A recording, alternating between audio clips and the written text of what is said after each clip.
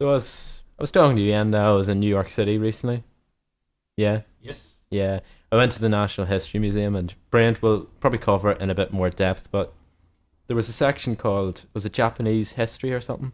And I went into it, and I saw signs of, there was this. It was sort of like a painting with sort of text next to it, and it was about samurai and sort of the art of Bushido and stuff like that. I could feel the inner weeb rising up within me. You're pretty deep into weeb culture, Andy. Can you enlighten us slightly? I would reiterate that I have an overview of weeb culture. An overview I am not deep from into being it. deep within it for so long. I know a guy who knows a guy who happens to be a weeb. Is it you know your brother who knows you who happens to be a weeb? No. For those who Have you downloaded Crunchyroll?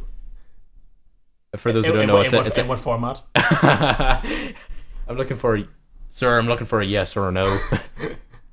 For those who don't know, Crunchyroll is, it's just it's a way of watching anime essentially, isn't And it? manga.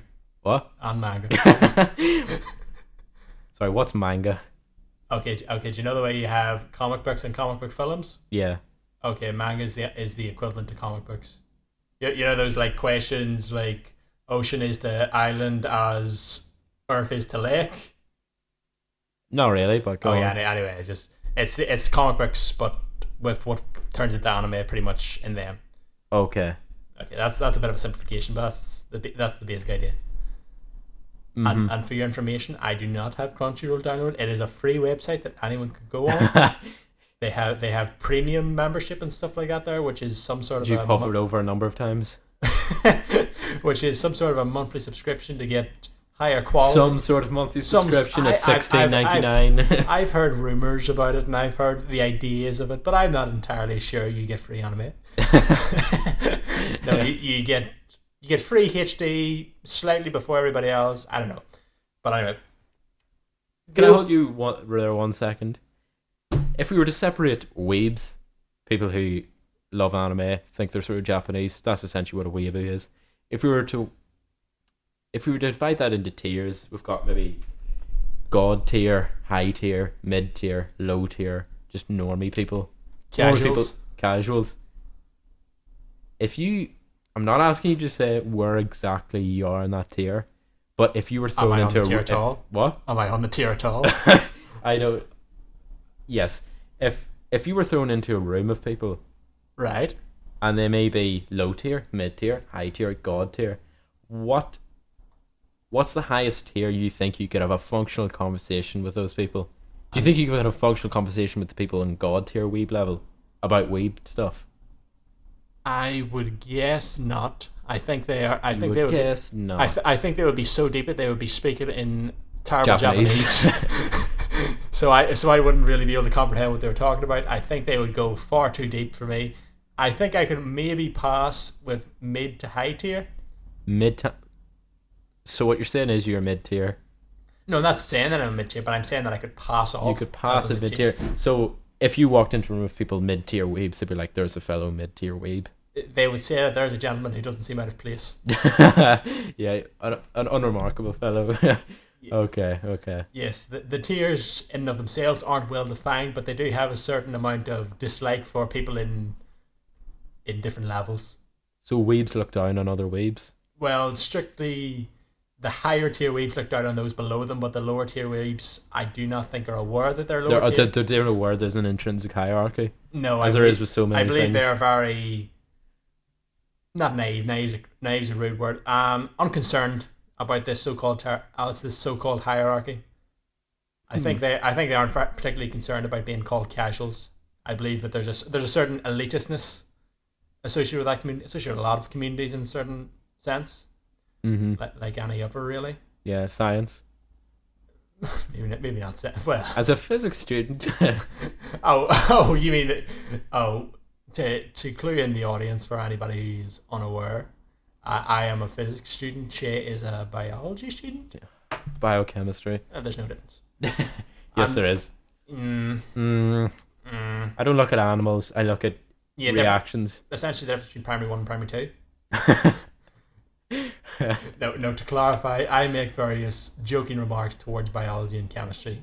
those are not some sort of deep-seated sentiment or some distaste of what biologists or chemists do.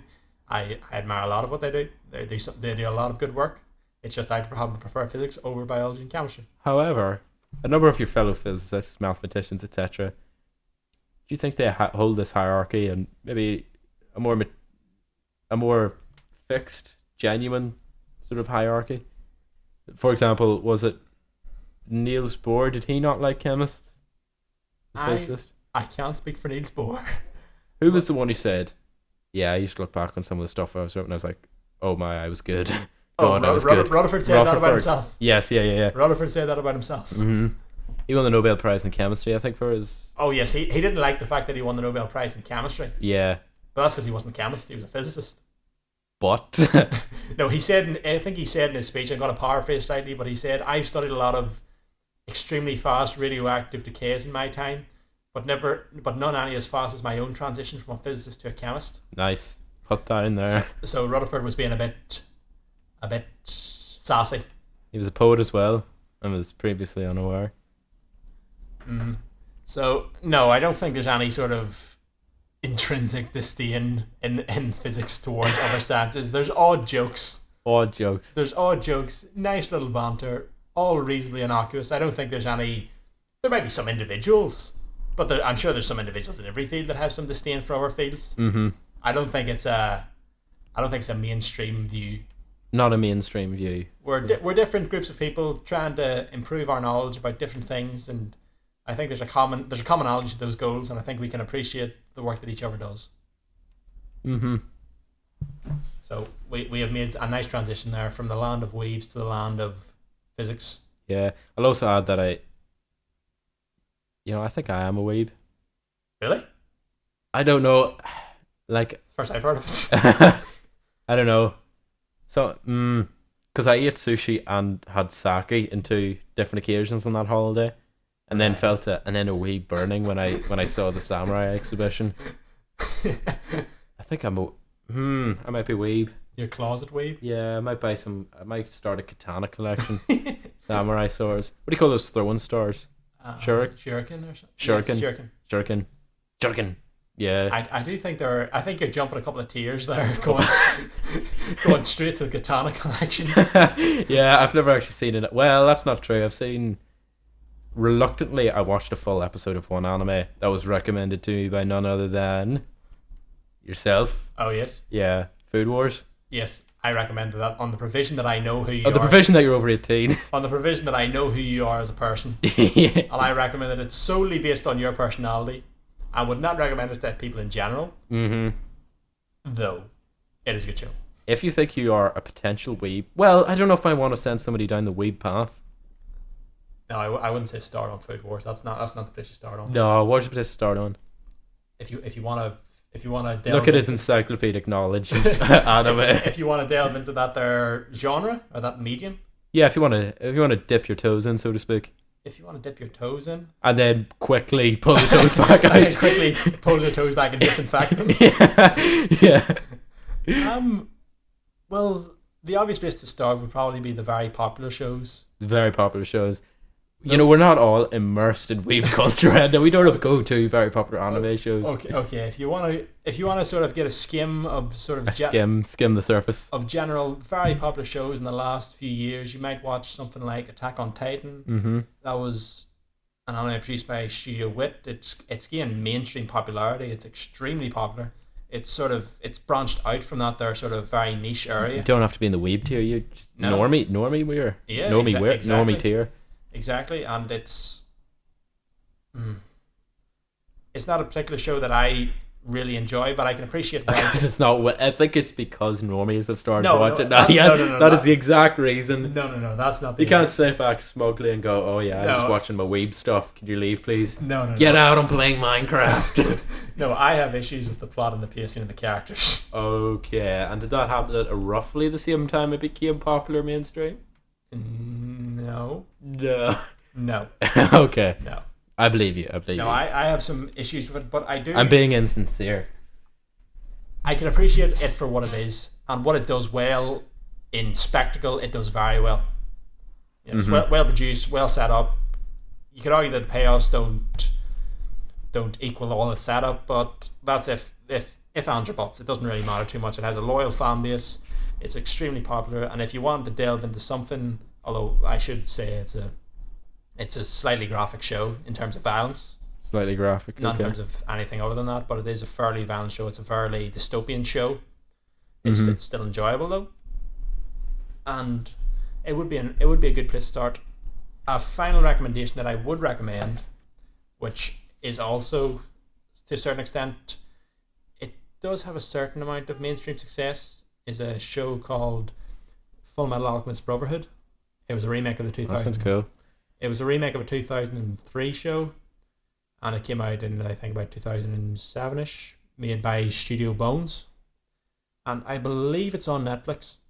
On Netflix. I believe That it's most on. mainstream of places. And this is genuine anime. This is Netflix is branching out into that realm. Oh god. They, We're so weak. To quote Alex Jones. Everybody find out who Alex Jones is.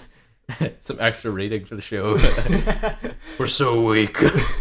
no, they see that there are consumers there who would watch shows, and I believe it is on Netflix. I would recommend it wholeheartedly. It's a very enjoyable show, very well structured, very well paced. Good characters, good plot, good setting, good ideas involved. Overall, it's just an excellent show. I'm not gonna give anything away. Just go into it blind and enjoy it. That has my full recommendation. Full Metal Alchemist Brotherhood. Would you class Pokemon or Yu-Gi-Oh as anime? Yeah, I suppose I think anime is just a word for Japanese animation or something to that extent. So I think so, yeah. both of them were originally made in Japan, and they were translated or dubbed into for a Western audience. So I think they're geared to a fairly young audience, but I suppose. Well, not all of them. they have. I have dipped my toes in everyone. They have and some. quickly disinfected them. They have some mass appeal. Yeah. We'll call them mass appeal shows to spur your blushes. Okay. Right, okay. Yes, I would argue that there.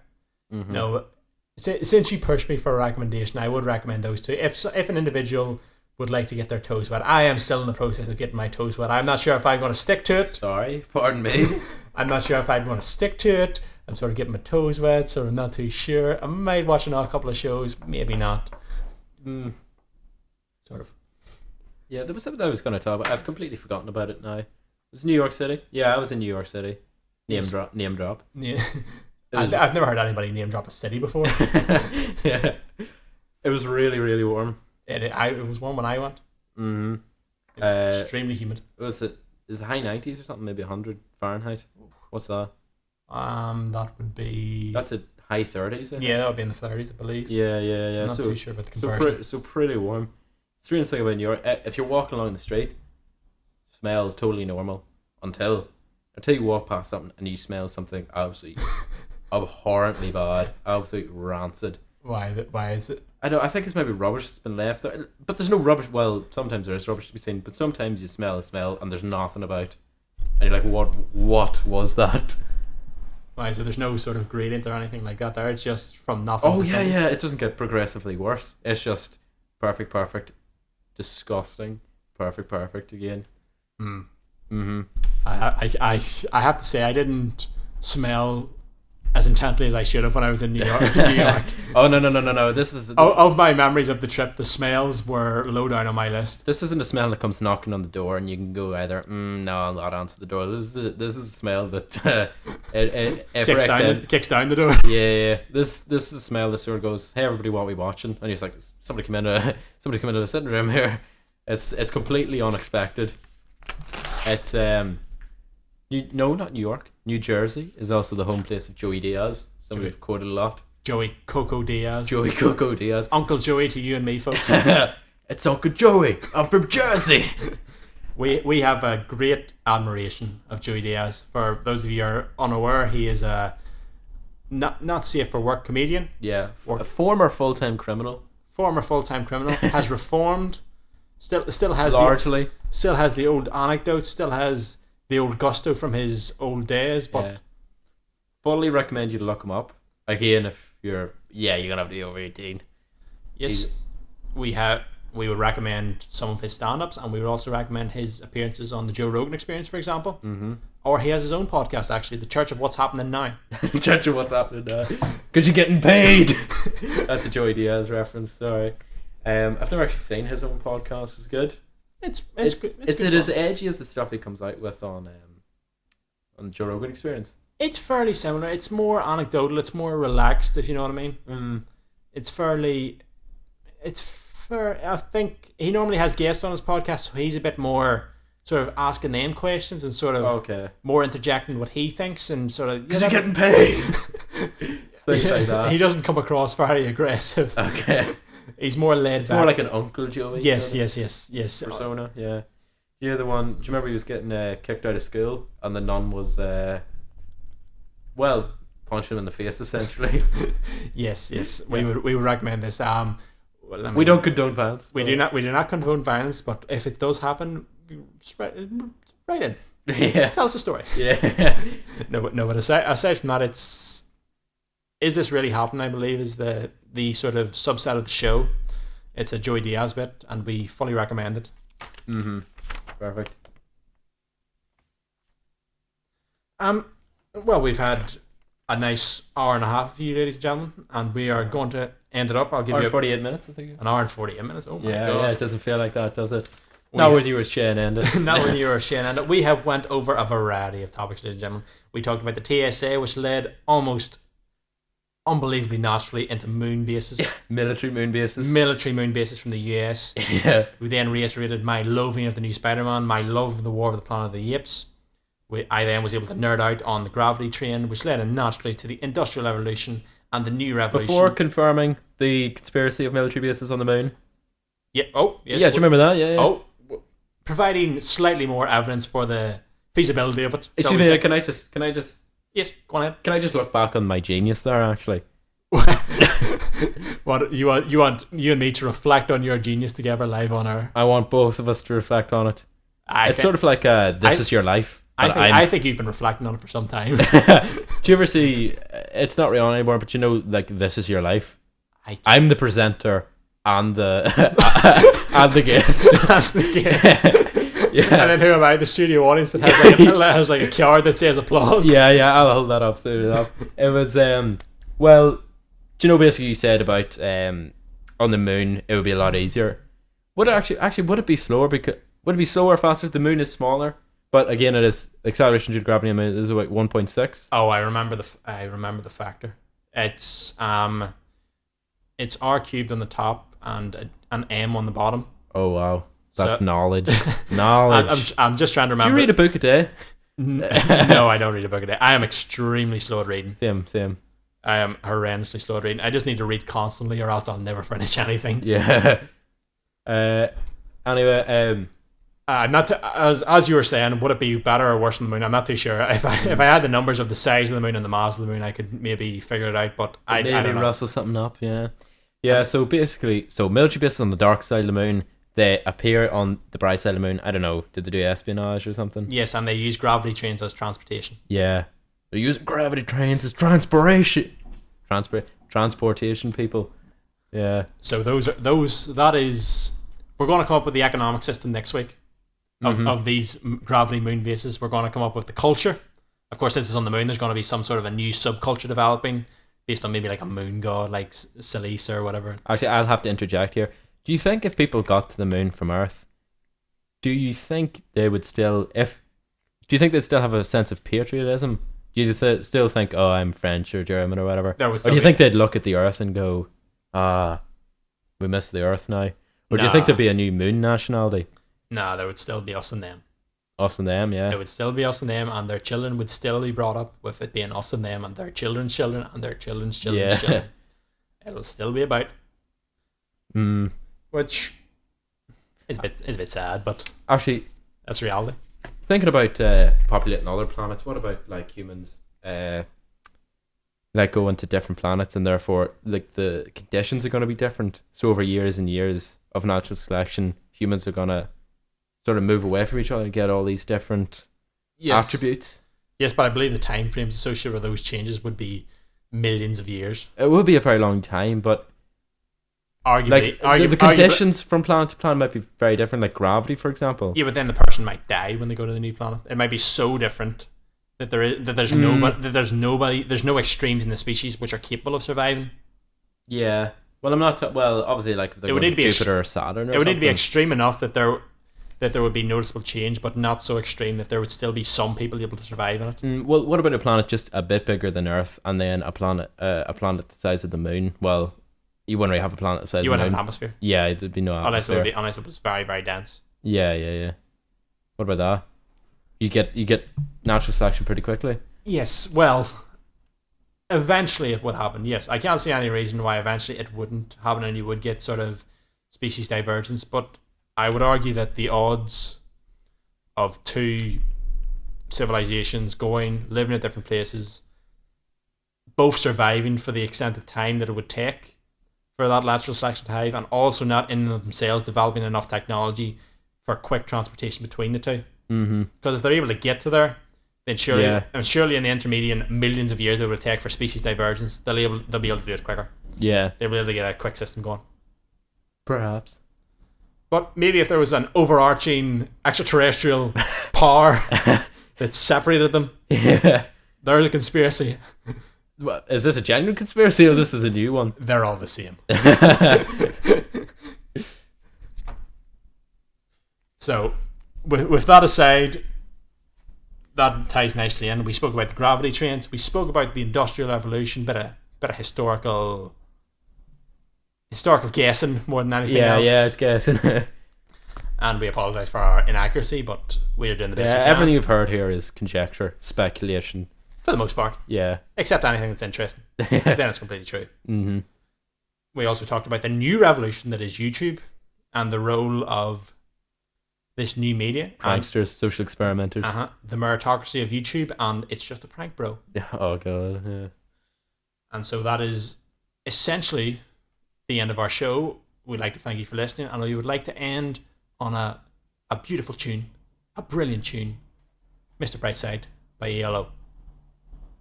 Mr. Blue Sky. Oh, Mr. Blue. Sorry. Such a brilliant tune that I don't even know its name. Mr. Blue Sky, ELO.